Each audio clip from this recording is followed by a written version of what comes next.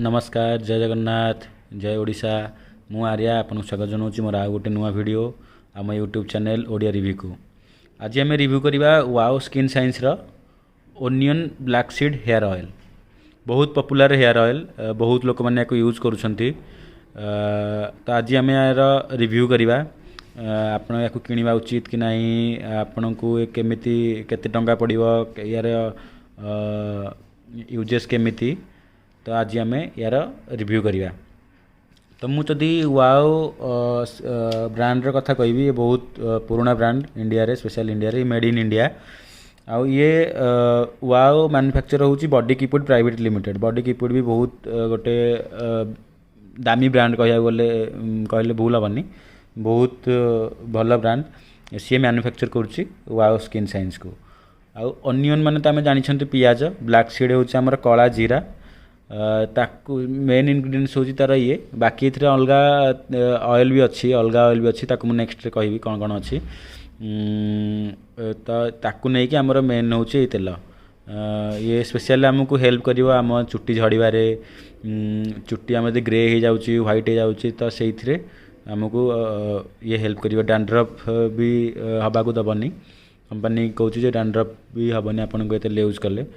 तो आम a box ऊपर जावा। बॉक्स पैकिंग देखो कुछ यही टाइप प्लास्टिक बोतल, ये भितर देखो तेल अच्छी, ऊपर भी ये प्लास्टिक। यार फोरहेड किसी यही टाइप आसो। या प्रेस कले ये बाटे तेल बाहर। तो आम देखा यार इंग्रेडिएंट्स विषय में। कंपनी कहूँ non sticky non greasy hair oil.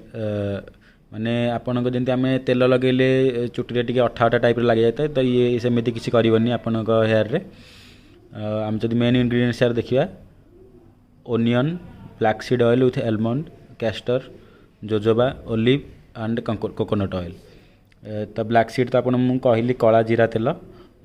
Castor हूँ आमर जड़ा तेल, जोजोबा ऑयल भी अच्छी, ओलिव ऑयल भी अच्छी, एवं नड़िया तेल। यही सब तेल मेन इनग्रेडिएंट्स होची आमर यही प्रोडक्टर। तो ये देखा लिखा pure cold pressed oil blended. तो कोल्ड प्रेस्ड माने आम जमी आम नॉर्मल जमी तेल बाहर कर, आम पेड़ी तेल बाहर करती लो टेम्परेचर रे, बिना केमिकल रे, ताकू तो सही प्रोसेसटा को आम कोल्ड प्रेस्ड कहती। तो ये कौन हुए, आमर किसी केमिकल रे यूज हुए। आम नेचुराली ऑयल सीड्स रु माने ऑयल मंजी आम तेल बाहर करती।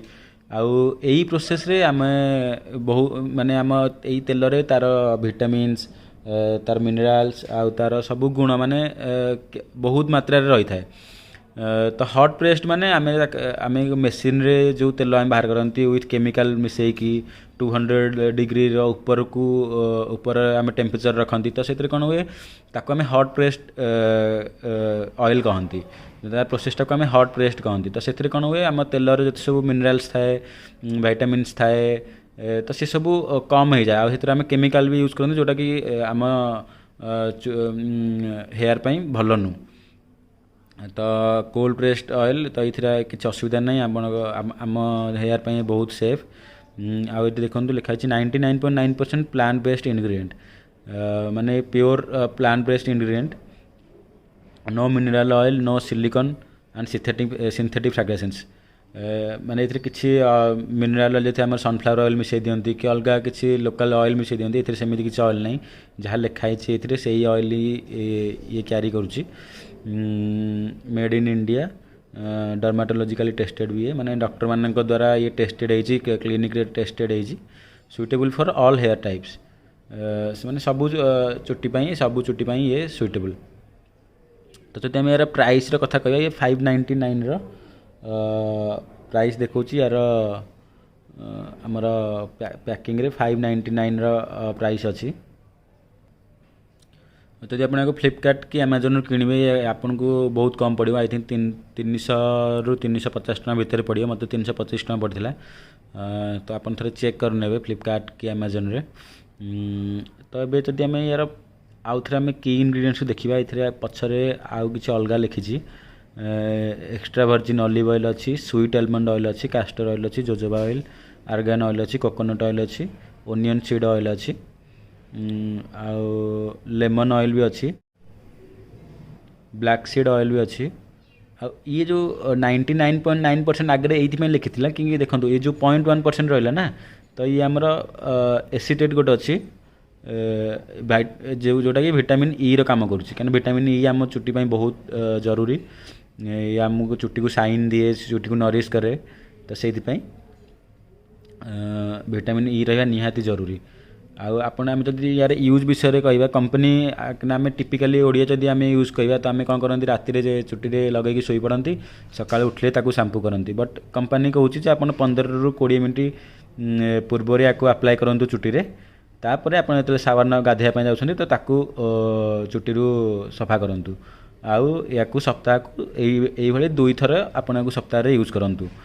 बट आम ओडिया तो आम जानते चुट्टी आम राति लगेदे शोई पड़े तापर नेक्स्ट दिन आम धुअंती किसी असुविधा ना सेमती कहीं मुझे सेमती ही करुँची आम जो पूर्व आम बापा माँ मैंने जोटा मुझे शिखे मुझे से टाइप ही करुँची। ये आम देखो ये कौच आपण चुट्टी डल वीक हेयर